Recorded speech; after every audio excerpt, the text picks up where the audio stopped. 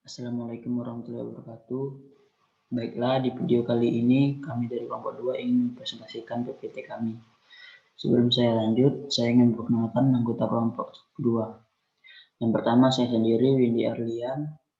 Yang kedua, Suratringningsih Susilawati. Yang ketiga, Muhammad Ijal Widat Fahmi. Yang keempat, Lestiani. Yang kelima, Sidik Setiawan. Yang keenam, Ratika Aulia Cahrani. Baiklah, masuk ke pembahasannya. Topik pembahasan kami ini adalah asuransi. Yang akan kami bahas yang pertama ada manajemen risiko, pengertian dan prinsip asuransi, jenis dan usaha penunjang asuransi, perizinan dan bentuk hukum asuransi, pembinaan dan pengawasan usaha perasuransian, dan badan mediasi. Baiklah, saya akan menjelaskan manajemen risiko. Manajemen risiko adalah suatu pendekatan terstruktur dalam mengelola ketidakpastian yang berkaitan dengan ancaman dengan pemberdayaan sumber daya. Strateginya bisa berupa memindahkan risiko, menghindari atau mengurangi risiko. Tujuan manajemen risiko: mengurangi risiko yang mungkin akan muncul sesuai bidang yang dipilihnya. Terpenting dapat diterima oleh masyarakat atau pekerja. Di sisi lain, pelaksanaan manajemen risiko terlibatkan segala cara yang tersedia bagi manusia maupun organisasi. Next. Ketidakpastian. Risiko timbul karena ada ketidakpastian. Kondisi yang tidak pasti karena beberapa sebab sebagai berikut. Yang pertama, tenggang waktu antara perencanaan suatu kegiatan sampai akhir kegiatan. Yang kedua, keterbatasan informasi. Yang ketiga, keterbatasan pengetahuan atau kemampuan teknik pengambilan keputusan. Selanjutnya, macam risiko menurut sifatnya. Yang pertama ada risiko fundamental atau adalah risiko yang penyebabnya tidak dapat dilimpahkan kepada seseorang dan yang menderita tidak hanya satu, misalnya banjir, angin topan. Yang kedua, risiko khusus adalah risiko yang bersumber pada peristiwa mandiri dan umumnya mudah diketahui penyebabnya, misalnya kapal kandas, pesawat jatuh. Yang ketiga, risiko dinamis adalah risiko yang timbul karena kemajuan masyarakat di bidang ekonomi, ilmu, dan teknologi. Kebalikan risiko statis seperti hari tua atau risiko kematian. Selanjutnya, tahap dalam manajemen risiko. Yang pertama ada identitas risiko, yang kedua analisis risiko, yang ketiga pengelolaan risiko, yang keempat implementasi manajemen risiko, yang kelima monitoring. Selanjutnya, identifikasi manajemen risiko. Proses ini meliputi identifikasi risiko yang mungkin terjadi dalam suatu aktivitas usaha. Identifikasi sesuatu secara akurat dan kompleks sangatlah vital dalam manajemen risiko. Salah satu aspek dalam identifikasi risiko adalah mendaftar risiko yang mungkin terjadi sebanyak mungkin. Teknik-teknik yang dapat digunakan dalam identifikasi risiko antara lain brainstorming, survei, wawancara, informasi historis, kelompok kerja, dan lain-lain. Penanganan risiko. Yang pertama ada high probability atau high impact, atau disebut risiko hindari atau ditransfer. Yang kedua ada low probability atau high impact, risiko atau disebut risiko dihindari, mitigasi risiko atau contingency plan. Yang ketiga high probability atau low impact atau mitigasi risiko dan contingency plan. Yang keempat low probability atau low impact, yang disebut risiko dikurangi atau menerima efek. Baiklah, selanjutnya akan dijelaskan oleh teman saya. Terima kasih.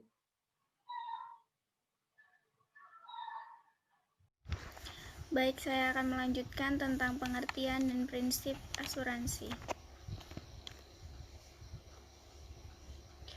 Menurut pengertiannya, pengertian asuransi menurut Undang-Undang Nomor 1 Tahun 1992 tentang usaha asuransi. Asuransi adalah perjanjian antara dua pihak atau lebih, dengan mana pihak penanggung mengikatkan diri pada tertanggung dengan menerima premi asuransi untuk memberikan penggantian kepada tertanggung karena kerugian, kerusakan atau kehilangan keuntungan yang tidak diharapkan, atau tanggung jawab hukum kepada pihak ketiga yang mungkin akan diderita tertanggung yang timbul dari suatu peristiwa yang tidak pasti, atau untuk memberikan suatu pembayaran yang didasarkan atas meninggal atau hidupnya seseorang yang dipertanggungkan.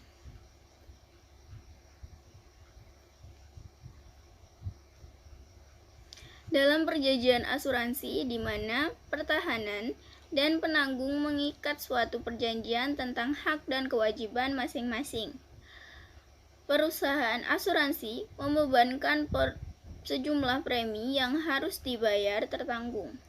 Premi yang harus dibayar sebelumnya juga ditaksirkan dulu atau diperhitungkan dengan nilai resiko yang akan dihadapi. Semakin besar resiko, semakin besar pula premi yang harus dibayar dan sebaliknya. Perjanjian asuransi tertuang dalam polis asuransi di mana yang disebutkan syarat-syarat, hak-hak, kewajiban masing-masing pihak, jumlah masa pertanggungan, terjadi resiko pada asuransi, akan membayar sesuai dengan perjanjian yang telah dibuat dan ditandatangani bersama sebelumnya. Jenis-jenis asuransi terdiri atas 2, yaitu dapat dilihat dari segi fungsi, yaitu A. Asuransi kerugian atau non-life insurance yang merupakan jenis asuransi kerugian yang terdapat dalam Undang-Undang Nomor 2 Tahun 1992 tentang usaha asuransi yang menjelaskan bahwa asuransi kerugian menjalankan usaha memberikan jasa untuk menanggulangi suatu resiko atas kerugian. Kerugiannya antara lain yaitu asuransi kebakaran yang meliputi kebakaran, peledakan, petir, kecelakaan kapal terbang, dan lainnya, asuransi pengangkutan, dan asuransi lainnya. B. Asuransi jiwa atau life insurance yang merupakan perusahaan asuransi yang dikaitkan dengan penanggulangan jiwa atau meninggalnya seseorang. Jenis-jenisnya antara lain asuransi berjangka, asuransi tabungan, asuransi seumur hidup, dan annuity contract insurance. C. Reasuransi atau reinsurance yang merupakan perusahaan yang memberikan jasa asuransi dalam pertanggungjawaban ulang terhadap resiko yang dihadapi oleh perusahaan asuransi kerugian. Digolongkan menjadi beberapa bentuk, yaitu bentuk treaty, kemudian bentuk fakultatif, dan kombinasi dari keduanya. Jenis asuransi yang kedua yaitu dapat dilihat dari segi kepemilikan. Dalam hal ini, yang dilihat adalah siapa pemilik dari perusahaan asuransi tersebut, baik asuransi kerugian maupun asuransi jiwa atau reasuransi. Yang A. Asuransi milik pemerintah, yaitu asuransi yang sahamnya dimiliki sebagian besar atau bahkan 100% oleh pemerintah Indonesia. B. Asuransi milik swasta nasional adalah asuransi yang kepemilikannya dimiliki oleh swasta nasional sehingga siapa yang paling banyak memiliki saham maka memiliki suara terbanyak dari rapat umum pemegang saham atau RUPS. C. Asuransi memiliki perusahaan asing, yaitu biasanya beroperasi di Indonesia hanyalah merupakan cabang dari negara lain dan jelas kepemilikannya pun dimiliki oleh 100% dari pihak asing. D. Asuransi milik campuran yang merupakan jenis asuransi yang sahamnya dimiliki campuran antara swasta nasional dengan pihak asing. Kemudian, keuntungan dari asuransi adalah bagi perusahaan asuransi: A. Keuntungan dari premi yang diberikan ke nasabah. B. Keuntungan dari hasil penyertaan modal di perusahaan lain. Dan C. Keuntungan dari hasil bunga dari investasi di surat-surat. Keuntungan asuransi bagi nasabah asuransi, yaitu A. Memberikan rasa aman B. Merupakan simpanan yang pada saat jatuh tempo dapat ditarik kembali. C. Terhindar dari resiko kerugian atau kehilangan. D. Memperoleh penghasilan di masa yang akan datang. Dan E. Memperoleh penggantian akibat kerusakan atau kehilangan. Kemudian yang selanjutnya adalah prinsip asuransi. Yang pertama yaitu insurable interest, yang merupakan hal yang berdasarkan hukum untuk mempertanggungjawabkan suatu resiko yang bersangkutan dengan keuangan yang diakui secara hukum antara tertanggung dan suatu yang dipertanggungjawabkan dan dapat menimbulkan hak dan kewajiban keuangan secara hukum. Semua tergambar dari kontrak asuransi. Kedua, Atmos God Fight atau itikat dalam penerapan setiap suatu kontrak haruslah didasarkan kepada itikat baik antara tertanggung dan penanggung mengenai seluruh informasi baik material maupun immaterial. Yang ketiga, indemnity atau ganti rugi artinya mengendalikan posisi keuangan tertanggung setelah terjadi kerugian seperti pada posisi sebelum terjadinya kejadian tersebut.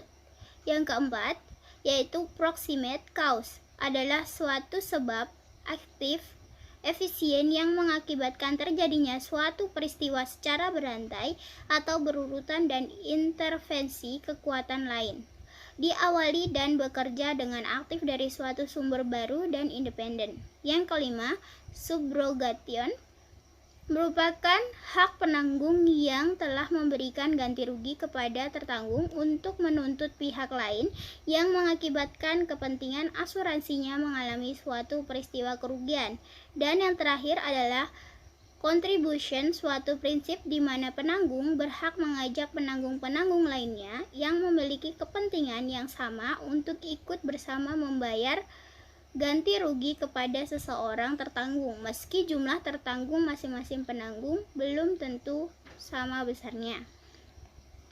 Penjelasan selanjutnya akan dijelaskan oleh teman saya. Oke, saya akan melanjutkan dari teman saya, yaitu jenis dan usaha penunjang.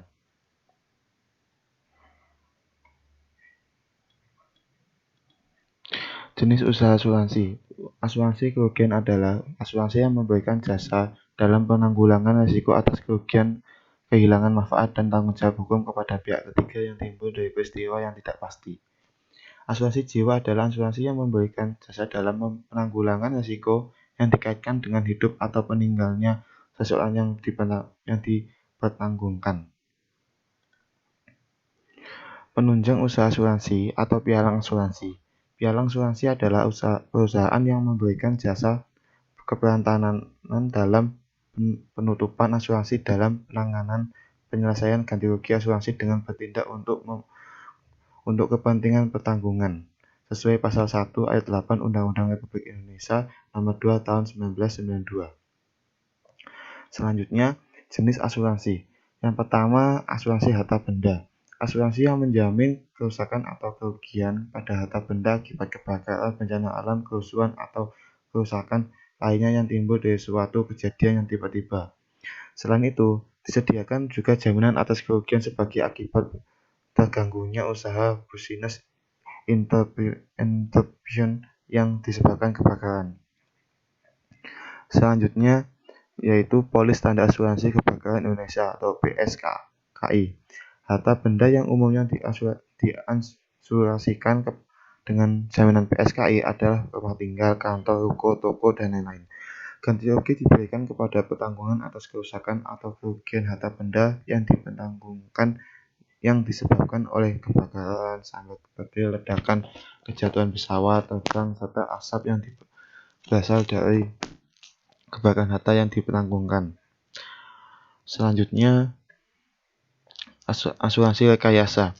Asuransi yang menjamin kerusakan atau kerugian akibat kerusakan material dan tanggung jawab terhadap pihak ketiga selama masa pembangunan atau construction atau pada saat pemasangan erection serta kerusakan dan atau kerugian pada peralatan mesin atau elektronik. Selanjutnya, asuransi peralatan berat. Asuransi CPM ini memberikan jaminan atas kerusakan atau kerugian pada alat-alat berat yang digunakan yang disebabkan oleh bahaya tabrakan, terguling, pencurian, bencana alam, dan lain. Contoh asuransi untuk traktor, ekskavator, dan bulldozer, dan lain-lain. Biasanya ini sering terjadi kecelakaan di pertambangan atau di mana-mana. Selanjutnya, asuransi pesawat. Asuransi yang menjamin kerusakan atau kerugian pesawat baik selama penerbangan, mooring, maupun saat berada di atas tanah. Jaminan asuransi diberikan kepada kerusakan atau kerugian pada badan pesawat, suku cadang, tanggung jawab terhadap penumpang, dan tanggung jawab kepada pihak ketiga. Jaminan dasar bisa diperluas untuk risiko perang, pembajakan, dan risiko-risiko lainnya.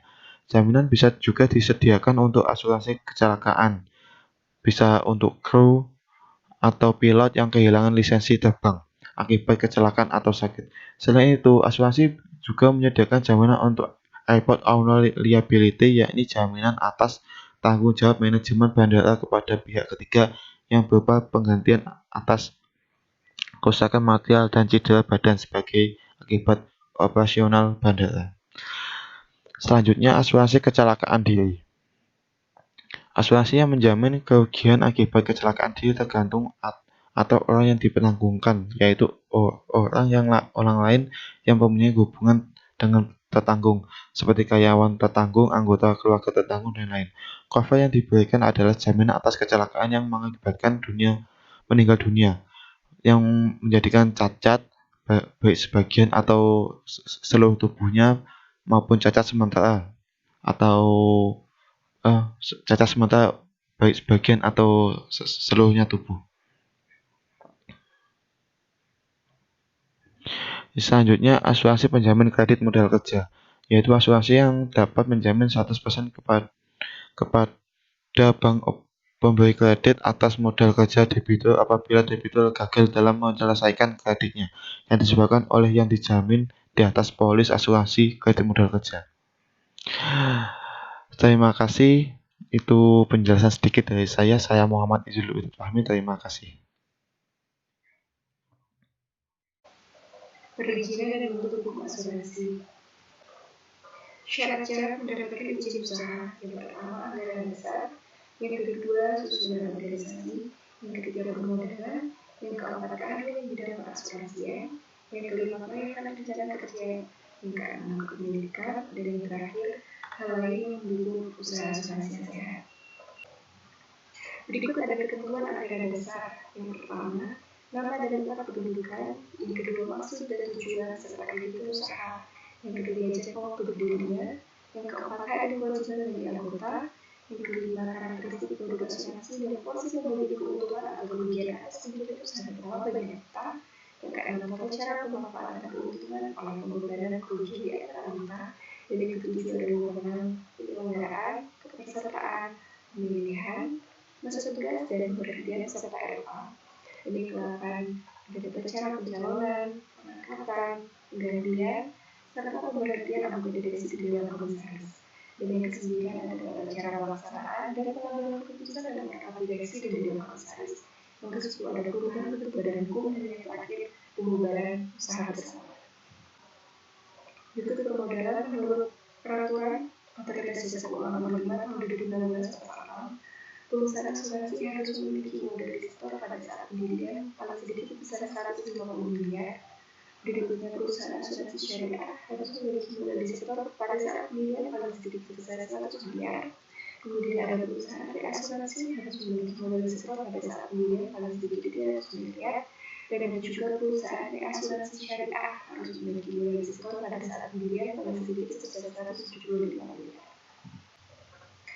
Bentuk badan hukum asuransi. Yang pertama ada perseroan terbatas, yang kedua ada koperasi, yang ketiga ada usaha bersama yang telah ada pada saat nomor 40 tentang perasuransi yang didirikan.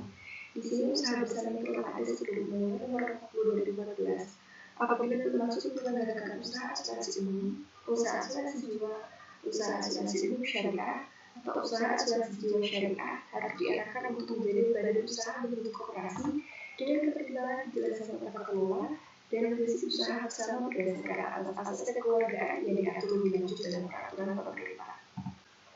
Menurut Undang-Undang Nomor 40 Tahun 2014 Pasal 7, perusahaan perasuransian hanya dapat dimiliki oleh yang pertama, warga negara Indonesia dan atau badan hukum Indonesia yang secara langsung atau tidak langsung sepenuhnya dimiliki oleh warga negara Indonesia.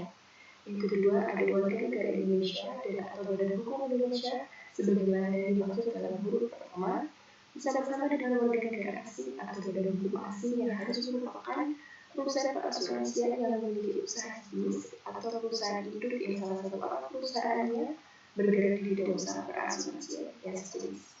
Selanjutnya, saya akan membahas mengenai pembinaan dan pengawasan usaha perasuransian. Pembinaan dan pengawasan usaha perasuransian meliputi yang pertama, kesehatan keuangan bagi perusahaan asuransi kerugian, perusahaan asuransi jiwa, dan perusahaan reasuransi. Yang kedua, yaitu penyelenggaraan usaha. Kesehatan keuangan bagi perusahaan asuransi kerugian, perusahaan asuransi jiwa, dan perusahaan reasuransi dapat diamati berdasarkan yang pertama, batas tingkat solvabilitas.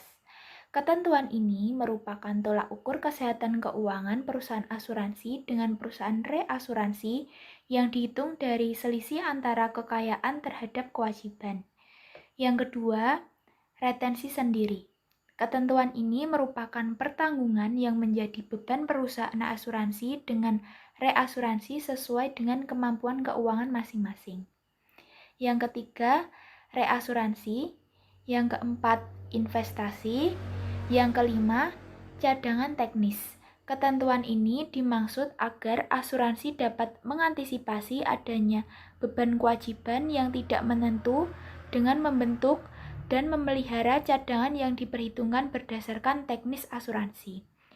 Cadangan teknis ini digunakan agar perusahaan memenuhi kewajibannya kepada pemegang polis atau pihak tertanggung.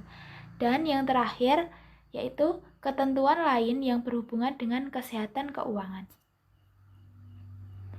Penyelenggaraan usaha yaitu yang pertama, syarat-syarat polis asuransi.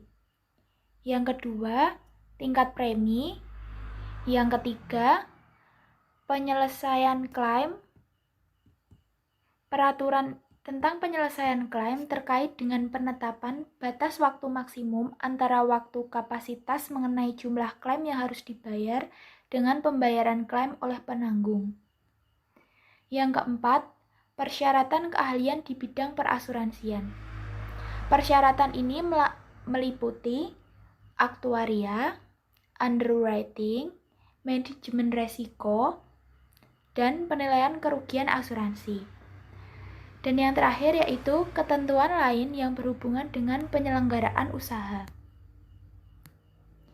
Dalam rangka pelaksanaan pembinaan dan pengawasan perusahaan perasuransian diwajibkan untuk menyampaikan laporan secara periodik.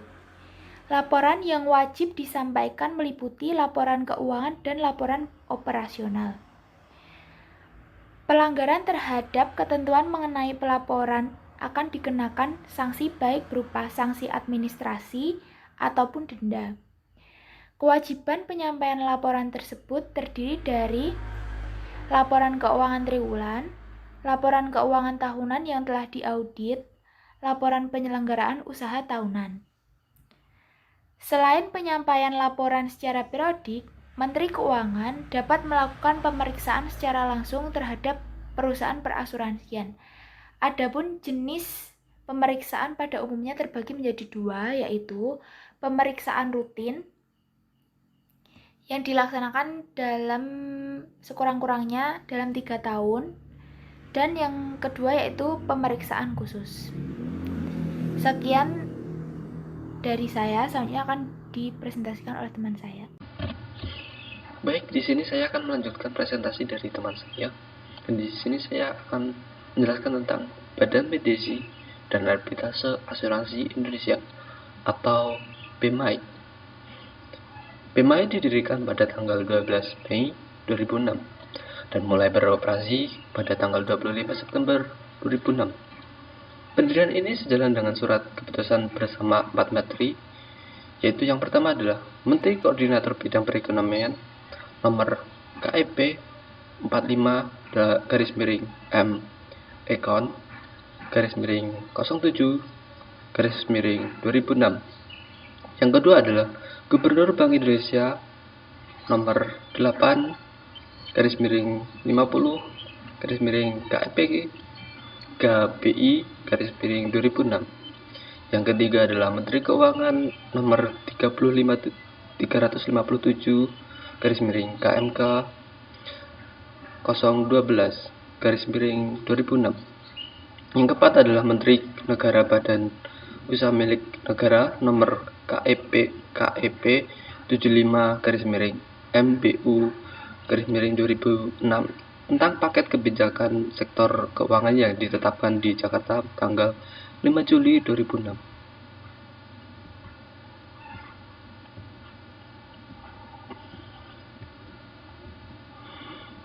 Pendirian BMI digagas oleh beberapa asosiasi perusahaan perasuransian Indonesia yang berada di bawah FAP, yaitu Federasi Asosiasi Perasuransian Indonesia.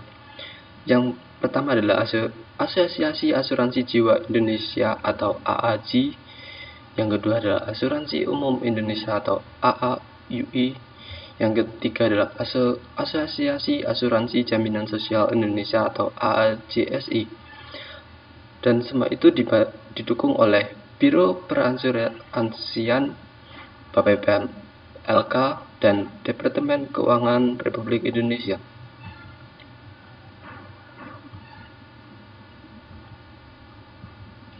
Tujuan BMAI. Yang pertama, memberikan pelayanan yang profesional dan transparan yang berbasis pada kepuasan dan perlindungan serta penegakan hak tertanggung atau pemegang polis melalui proses mediasi dan adjudikasi.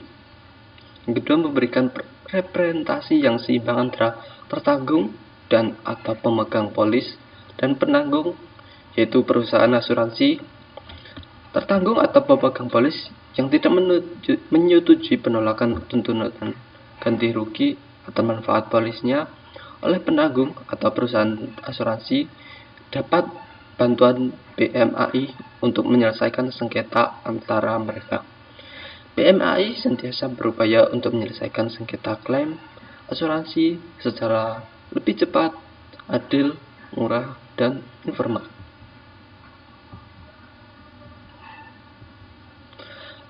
Dengan terbitnya peraturan Otoritas Jasa Keuangan atau POJK nomor 1/POJK 07/2004 tentang Lembaga Alternatif Penyelesaian Sengketa atau LAPS di sektor jasa keuangan, BMAI harus mengadakan beberapa penyesuaian agar ia bisa diterima sebagai LAPS yang diakui oleh OJK.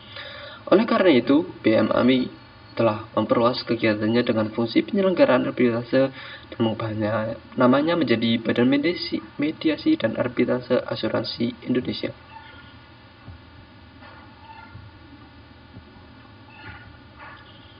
Cara pengajuan permohonan. Penyelesaian sengketa tertanggung atau pemegang polis harus mengisi dengan lengkap formulir permohonan penyelesaian sengketa atau FPPS yang disediakan oleh BMAI dan menyampaikan kepada BMAI untuk digunakan sebagai dasar melakukan investigasi atas suatu sengketa. Batas nilai tuntutan ganti rugi. Untuk proses mediasi dan adjudikasi, nilai tuntutan ganti rugi atau manfaat polis yang dipersengketakan tidak melebihi Rp750 juta per klaim untuk asuransi kerugian atau umum dan Rp500 juta per klaim untuk asuransi jiwa atau asuransi jaminan sosial. Biaya pelayanan mediasi dan adjudikasi untuk nilai klaim ditetapkan di atas atau diberikan secara cuma-cuma alias gratis. Untuk arbitrase ditetapkan berdasarkan nilai klaim yang dipersengketakan. Proses persengketaan. Penyelesaian sengketa klaim atau tuntutan ganti rugi atau manfaat dilakukan oleh BMAI dalam 3 tahap, yaitu tahap pertama itu mediasi, yaitu permohonan penyelesaian sengketa klaim asuransi yang diterima oleh BMAI akan ditandatangani oleh mediator yang berupaya agar tertanggung atau pemegang polis dan penanggung atau perusahaan asuransi dapat mencapai kesepakatan untuk menyelesaikan sengketa secara damai dan wajar bagi kedua belah pihak. Mediator akan bertindak sebagai penengah antara tertanggung atau pemegang polis, yaitu pemohon, dan penanggung atau perusahaan asuransi, yaitu termohon. Tahap kedua, adjudikasi. Bila sengketa klaim atau tuntutan ganti rugi atau manfaat tidak dapat diselesaikan melalui mediasi, yaitu tahap pertama, maka pihak pemohon dapat mengajukan permohonan kepada Ketua BMAI agar sengketanya dapat diselesaikan melalui proses adjudikasi. Sengketa akan diputuskan oleh majelis adjudikasi yang ditunjuk oleh BMAI. Tahap ketiga, arbitrase. Atas sengketa klaim yang tidak dapat diselesaikan pada proses mediasi atau adjudikasi dan yang nilainya sengketanya melebihi batas nilai tuntutan ganti rugi yang dilakukan oleh proses arbitrase. Sengketa klaim akan diperiksa dan diadili oleh arbiter tunggal atau majelis arbitrase. Keputusan arbitrase bersifat final dan mengikat para pihak dan tidak dapat dimintakan banding, kasasi, atau upaya hukum lainnya.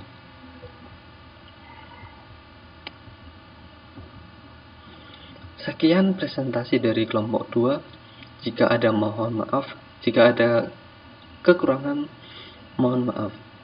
Sekian dan terima kasih.